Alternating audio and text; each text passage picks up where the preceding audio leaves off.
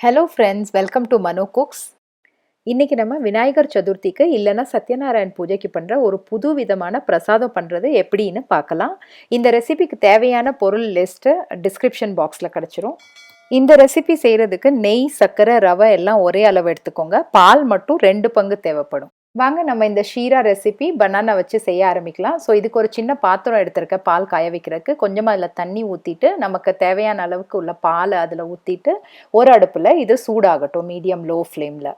இப்போ பால் ஒரு அடுப்பில் சூடாயிட்டு இருக்கு. இப்போ நம்ம இன்னொரு அடுப்பில் ஒரு கடாய், நான்ஸ்டிக் பேன் இல்லாட்டி ஒரு கடாய் நீங்கள் எடுத்துக்கோங்க. அதை மீடியம் ஹீட்டில் ஆன் பண்ணிக்கோங்க. இதில் நான் 1/2 கப் அளவுக்கு நெய் சேர்த்துக்கிறேன். ஸோ இந்த நெய் வந்து கொஞ்சம் உருகட்டும். லைட்டாக உருகின உடனே அதே பேனில் நான் 1/2 கப்பு ரவை சேர்த்துக்கிறேன்.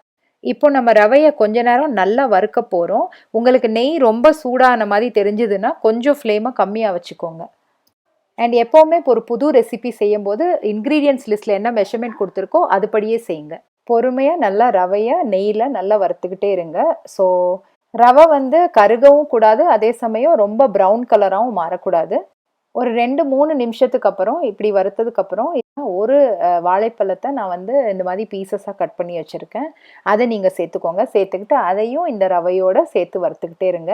கொஞ்ச நேரம் இதை வறுத்ததுக்கப்புறம் இப்போ நம்மளோட முந்திரி, பாதாம், சாப் பண்ணி வச்சுருக்கேன், திராட்சை, இது 3ஐயும் சேர்த்து திருப்பி நம்ம இது எல்லாத்தையுமே அந்த நெய்யிலே ரோஸ்ட் பண்ணலாம்.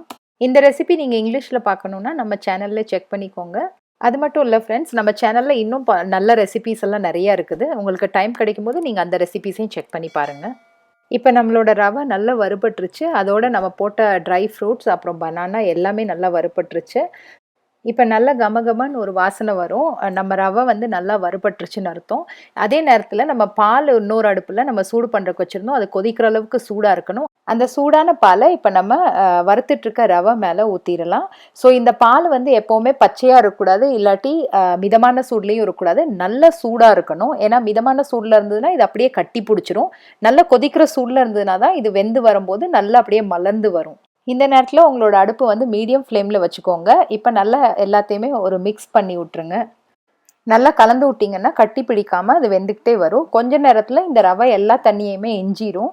அதுக்கப்புறம் நீங்கள் பார்த்தீங்கன்னா கொஞ்சம் மலர்ந்து வெந்த மாதிரி வரும். இந்த மாதிரி ரவை மலர்ந்து வந்த மாதிரி தெரியும் போது நம்மளோட 1/2 கப்பு சர்க்கரையை நம்ம இதில் ஆட் பண்ணிடலாம். சர்க்கரை சேர்த்தோன்னே நல்லா கலந்து விட்டுக்கோங்க. கொஞ்ச நேரம் கழித்து இது கொஞ்சம் தண்ணி விடுற மாதிரி தெரியும். ஆனால் அது கொஞ்ச நேரத்துலேயே சரியாயிரும். நம்ம இதை மிக்ஸ் பண்ணிக்கிட்டு அப்படியே குக் பண்ணிகிட்டே இருக்கலாம் மீடியம் ஃப்ளேமில். இந்த சமயத்தில் நம்ம ஒரு 1/4 டீஸ்பூன் ஏலக்காய் தூளும் 1 சிட்டிகை அளவுக்கு ஜாதிக்காய் தூளும் நம்ம சேர்த்துக்கலாம். சேர்த்துக்கிட்டு திருப்பி அதை எல்லாத்தையுமே மிக்ஸ் பண்ணி விடுங்க, நல்லா கலந்து விடுங்க. இப்போ சர்க்கரையோடு எல்லாமே சேர்ந்து நல்லா வெந்ததுக்கப்புறம் இந்த மாதிரி நெய்யை வெளியில் விடும். அதே மாதிரி திக்காயிரும் நீங்கள் வீடியோவில் பார்க்குற மாதிரி. ஸோ இந்த மாதிரி ஆனோடனே நம்ம ஃப்ளேமை வந்து ரிடியூஸ் பண்ணிடலாம். ரொம்ப கம்மியாக வச்சுருங்க. அதுக்கப்புறம் 5 நிமிஷம் நம்ம மூடி வச்சுட்டு அதோட ஸ்டீம்லேயே அதை கொஞ்ச நேரம் இருக்க விடலாம். 5 நிமிஷத்துக்கு அப்புறம் மூடி திறந்துட்டு திருப்பி நல்லா மிக்ஸ் பண்ணி விட்டுருங்க. மிக்ஸ் பண்ணதுக்கப்புறம் கொஞ்ச நேரம் நம்ம ஸ்டவ் அமர்த்திடலாம். கொஞ்ச நேரம் மூடி வச்சிட்டிங்கன்னா அதுவே பொழுன்னு நல்லா அப்படியே மலர்ந்து வந்துடும். இந்த நெய் வெளியில் வந்ததை வச்சே நம்ம தெரிஞ்சுக்கலாம் நம்மளோட பனானா ஷீரா ரெடி ஆயிடுச்சுன்னு. இது வந்து ரொம்ப ஈஸியாக நீங்கள் செஞ்சிடலாம் பிரசாதத்துக்கு. இது நம்ம எப்பவும் பண்ணுற கேசரி மாதிரி சுத்தமாக இருக்காது. ஒரு புது சுவையில் பனானா பீசஸோட நல்ல பொழுன்னு வாயில் கரைகிற மாதிரி இருக்கும். சின்னவங்கள்லேருந்து பெரியவங்க வரைக்கும் ரொம்ப இஷ்டமாக சாப்பிடுவாங்க. கண்டிப்பாக நீங்களும் இந்த விநாயகர் சதுர்த்திக்கு இந்த மாதிரி ஒரு பிரசாதம் பண்ணி அசத்துங்க.